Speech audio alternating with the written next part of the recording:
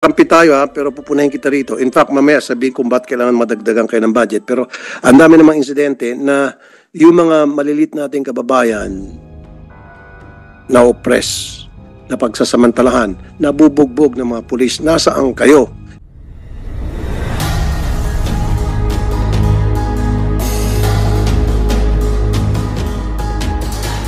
Kayo from now on, more on doon sa mga biktima. Kasi alam niyo bang stigma sa inyo? Kayo raw ay protektor ng mga kriminal versus sa mga biktima.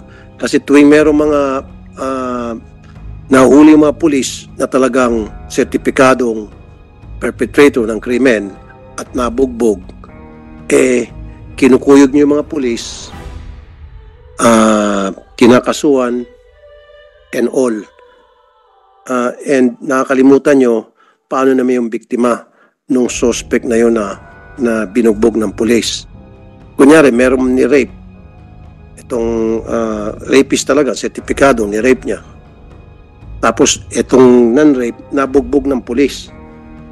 Kakampihan nila yung nabugbog.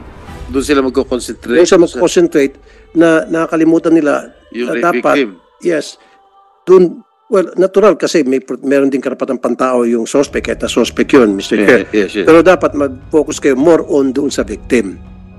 Diba? Does it make sense? Kampi tayo pero pupunahin kita rito. In fact, mamaya sabihin kung ba't kailangan madagdagan kayo ng budget. Pero ang dami namang insidente na yung mga malilit nating kababayan na oppress, na pagsasamantalahan, nabubugbog ng mga pulis. Nasaan kayo? And then they come to me. And wait, huwag ka muna tumingin sa kahit saan. And then, nagtitrending yung nagba-viral. I was expecting na kayo sa CHR would offer your help. At ito yung mga kaso na hindi pa ako senador, broadcasted pa lang ako, na can we help? Sige, nabalitaan namin yan, narinig namin yan. We will do everything in our power, vested upon us by the Constitution para tugisin yung mga pulis na ng abuso. There were so many instances na yung police brutality, na yung biktima ng pananakit, na kursunadahan lang, sinapok, binugbog, pinasok yung bahay ng walang search warrant, etc. Nasaan kayo? Pero kapag meron yung pumasok ng loob na kriminal at binugbog, sarado ng pulis, nandoon kayo. Pero yung nilooban, wala kayo para sa kanila. Nagets mo, yun po yung naging stigma. Hindi nga. You know, I've been a broadcaster for more than 25 years and I've been dealing with police brutality and police abuses and what have you. And ito yung nanonotice ko rin. Pag tuwing merong naaping kriminal, mga sanggano, inapi ng mga pulis.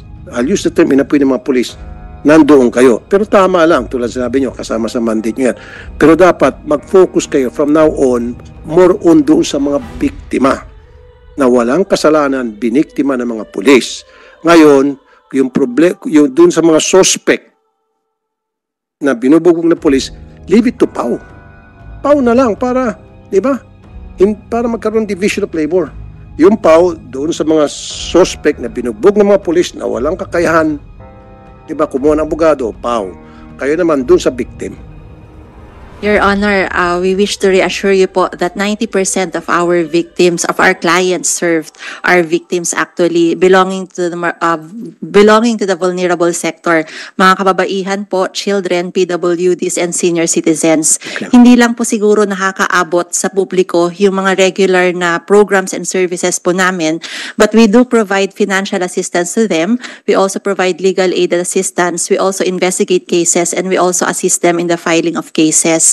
At mangilan-ngilan po yung mga pagkakataon na may mga torture cases po na kailangan namin pumasok. Kaya lang hindi po sa lahat ng pagkakataon na nangingialam po kami kapag meron pong mga hinuli na mga akusado, kasi naniniwala po kami na dapat managot po sila sa mga krimen na ginawa nila, lalo na po sa mga kababaihan, sa mga bata, at saka mga senior citizens. Kaya lang po with the enactment of RA 9745, kung may torture po, hinihingi po namin yung pag-unawa ng Senado na dapat po kaming torture ng mga pulis sa mga suspect. Opo. Now again, you're listening but you're not hearing me, or you're hearing me but you're not listening.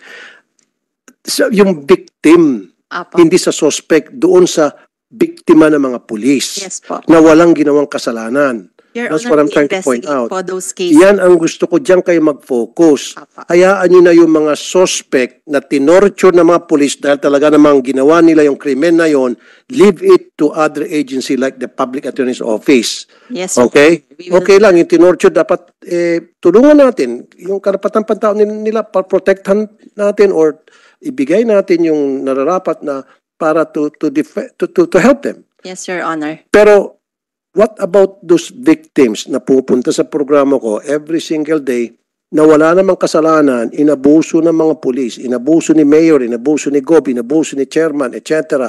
Doon kayo mag-focus. And napakarami niyan.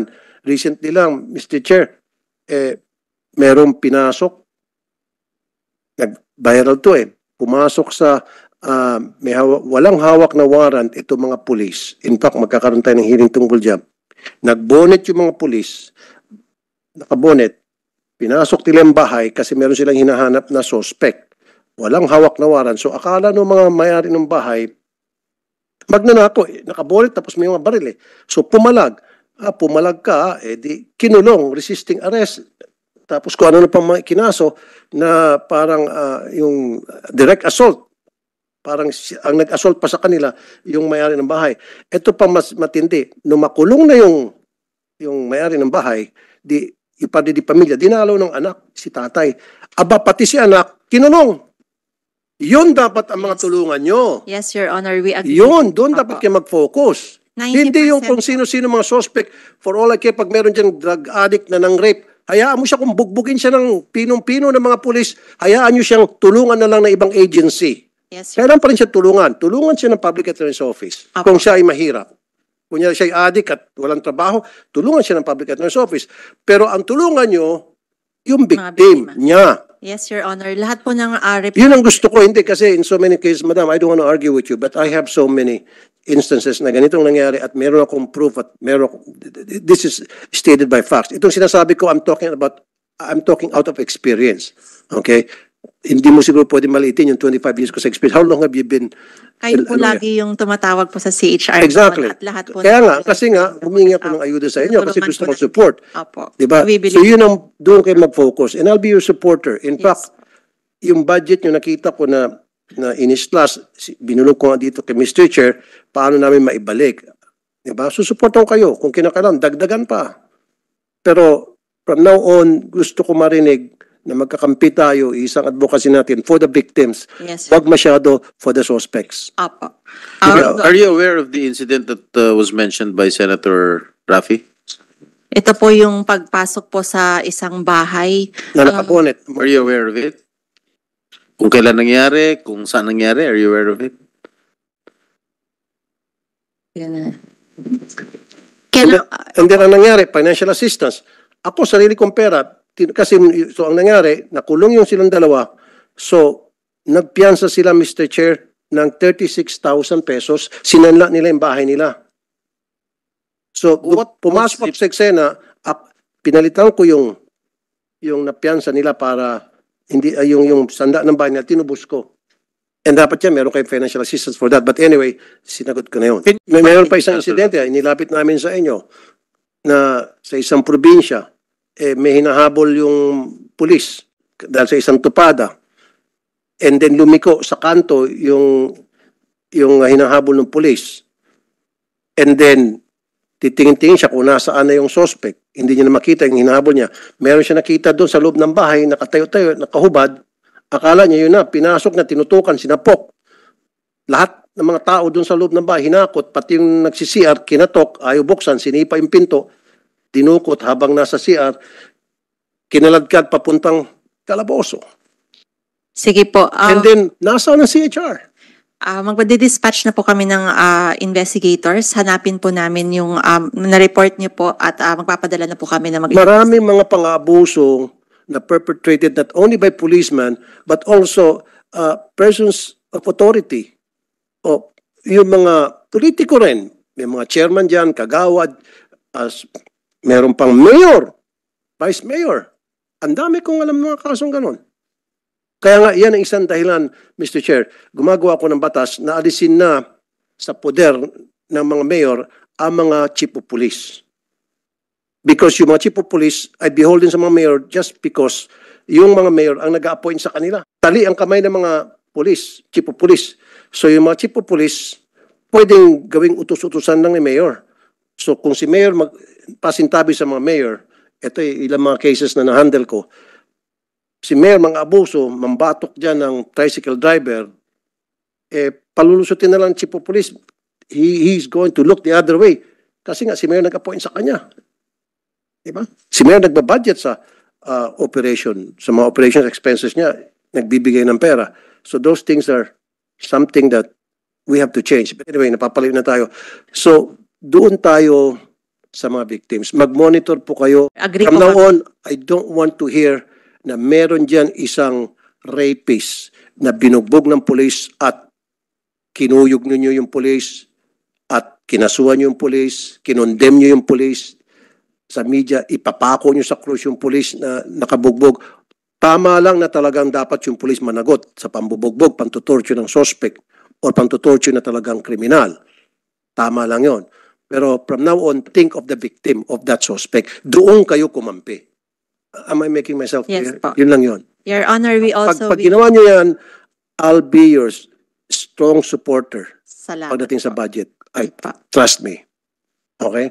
Your Honor, we just